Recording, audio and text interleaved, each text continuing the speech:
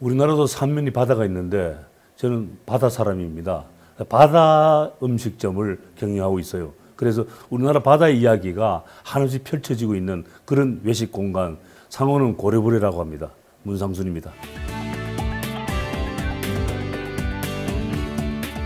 그러니까 제가 노태우 정권 때 전국 지역신문이 허가되고 하는 시절에 제가 태어났던 고향 경상북도 영덕군의 지역신문, 영덕신문을 창간을 해서 운영하고 있었습니다. 그래서 아시다시피 지역신문이라 하면 비즈니스가 안 되고 지역 사회사업이다 보니까 50이 넘어서면서 노후 걱정이 된 게 이래서는 안 되겠다 해서 신문사업은 후배들한테 물려주고 음식 사업에 뛰어든 게 지금까지 해수라 10년이 되었습니다.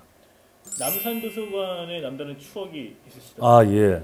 당시에 지금은 뭐 시대가 많이 변해서 그렇지 않습니다만 당시만 해도 하다 마지막에 하는 게 음식 장사다. 이런 범주에도 저도 그 속에서 범민을 했습니다. 나도 어떻게 이제 밥 장사를 하게 되나. 이래서 여러 가지 고민하고 중에 밥 장사를 하게 되면 어떤 식으로 해야 되느냐. 그래서 바다 음식으로 가자고 모토를 정해놓고 거기에 대한 관계 자료를 찾던 중 남산 도서관에서 제가 읽어볼란 책이 문화 코드에 꼽혀 있는 것을 보고 음식 사업도 문화 사업이라는 생각을 벼락같이 끼우쳤습니다. 그래서 그래 이것은 해야 되겠구나. 내 고향 지역 문화 사업을 우리 지역의 음식 문화를 서울서 펼쳐보는 문화 사업을 해보자는 생각에 결심하게 된 동기가 되는 거죠. 예. 고래부리라는 상호는 저희 지명일입니다. 제가 태어난 곳이기도 하고 동해안 바닷가에 큰 백사장을 일컫는 지명인데 우리나라 백사장에서는 가장 넓은 곳입니다. 그래서 두 가지 설이 있는데 하나는 옛날에 고래가 많이 뛰어놀던 곳에 고래가 쉬었다 가는 곳이라서 고래부리라 하고 또 하나는 태평양의 그 넓은 바다에 화기가 우리 대한민국 국토에 몰려드는 화기가 몰려드는 풍수의 설도에 두 가지 설이 있어서 고래부리라 해서 그 지명 이름이 너무나 좋고 해서 제 상호로 쓰게 되었습니다. 메뉴 개발은 이제 식당을 시작하려고 1년 동안 시장 조사를 하고 있던 중에 허가 기준도 한식, 일식, 중식, 양식의 3개 구분으로 다 나누는데 우리나라는 왜 삼면이 바다가 있는데 왜 일식으로 치부가 돼야 되는지 물론 한식에도 바다 요리가 있습니다만 그래서 이것은 아니다. 우리나라 삼면에 바다가 있는데 바다 음식점을 제대로 해보자. 일식점이 아닌 우리 바다 음식점을 해보자 하는 생각에 삼면의 바다 중에 내가 태어난 동해 바다부터 동해 바다의 식자재를 기본 베이스로 까는 바다 음식점을 만들어 보자 하는 생각에 큰 흐름을 잡았고 거기에 세부적인 메뉴는 우리 포항에서 속초 사이에 동해 바다에 있는 어촌에서 형성되는 일반적 향토 음식 쉽게 말해서 가메기, 물회, 곰칫국 이런 특별한 동해안 바닷가 음식을 잘 따듬어서 만들기 시작한 게 메뉴의 구성이었습니다. 처음에는 그런 철학이라기보다 그런 생각에 문화사업이라는 생각에 뛰어들었습니다만 그게 1년 가고 한 10년이 흐른 가지 철학이 만들어져 있다면 크게 나는 두 가지가 있습니다. 하나는 음식업을 하고 있는 사람들의 특별한 자격 기준이 있어야 된다.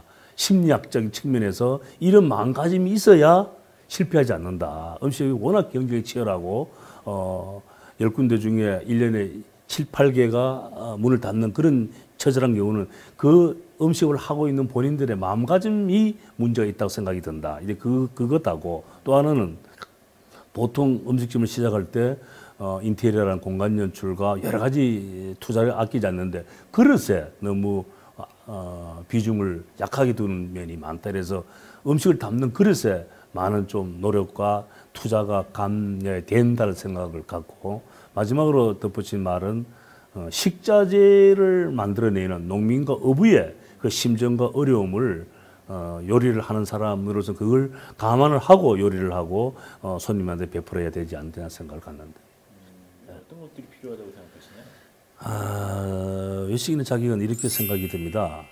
예를 들어서 자기가 아침에 일어나서 매일 아침 이런 새벽 아침에 뒷동산 산책을 한다고 가정을 했을 때 집에서 일어나서 나갈 때 새 모이를 한 움큼씩 지어서 자기가 산책한 뒷동산에 올라가서 새들을 모아놓고 하루 이틀 뿌리기 시작하면은 처음에는 새들이 안 올 것이다. 그러나 그게 한 달 가고 두 달 가고 한 1년이 가게 되면은 그 사람이 뒷동산에 올라만 가면은 그 지역에 있는 모든 새들이 몰려들 것이 아니냐. 하물며 인간을 상대로 하는 밥 장사를 하고 깨끗한 집안에서 음식을 파는데 손님이 안 와서 문을 닫는다는 것은 기본적인 마인드에 문제가 있다고 생각이 든다.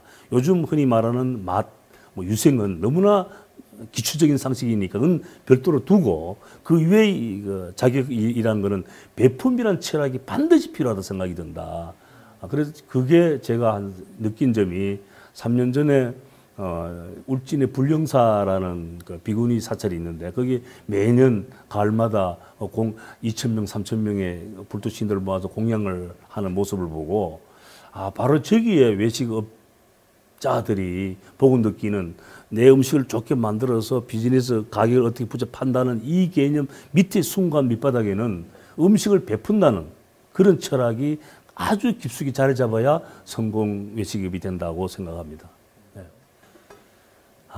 지금은 이제 10년 차쯤 들어서는 충성고객도 생기고 고래벌에 대한 음식과 또 뭐 이런 공간을 즐기는 분들이 있어서 보람도 많이 느끼는데 초기에 음식업을 생각하는 이 국민 수준이 좀 하찮게 봤을 때라서 그런지 많은 좀 당장이라도 접어야 되는 그런 에피소드가 있었습니다만은 가장 중요한 게 드리고 싶은 이야기는 엄청난 노동력이 들어가야 된다는 것을 꼭 명심해 주시길 바랍니다.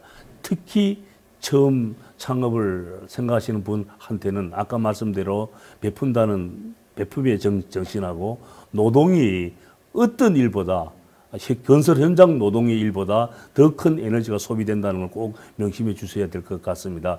저 같은 경우는 한 달째 되는 날 하도 힘들어서 호주 2, 3일 오히려 집사람한테만 알리고 시로 간 적도 멈춰 누운 사실도 있습니다. 그래서 가장 중요하다 하면은 그런 마음을 노동자의 마음을 갖고 있어야 외식업을 성공한다고 생각을 합니다.